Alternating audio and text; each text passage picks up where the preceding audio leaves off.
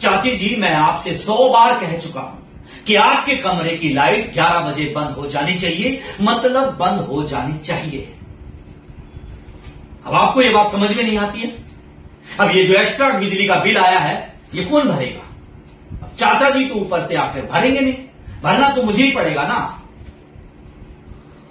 काम काज का कुछ ठिकाना नहीं, ऊपर से दोनों मां बेटी खर्चा करने में माहिर है। एक तो मुझे ये बात समझ में नहीं आती कि चाचा जी ने सेविंग क्यों नहीं की। अब इन दोनों का खर्चा भी हमें उठाना पड़ रहा है। अब ये भी नहीं कि ये लोग मदद कर रहे हैं, रहने खाने का बंदोबस्त कर रहे हैं, तो कम से कम उनकी बात तो सुन ले। नहीं, लेकिन नहीं, या तो है ही उल्टा, बात सुनने के बजाय हम ही को परेशान कर रहे हैं। और कुछ बोल दो तो दोनों मां बेटी मुंह में दही जमाए खड़ी रहती हैं।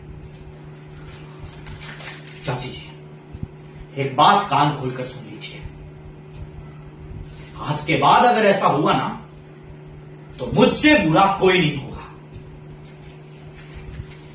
मैं नहीं चाहता हूं कि इस उम्र में आप दोनों को दर दर भटकना पड़े।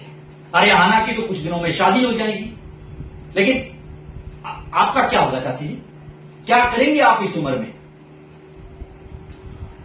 इसीलिए कह रहा हूं, समय रहते ख्याल रखिए।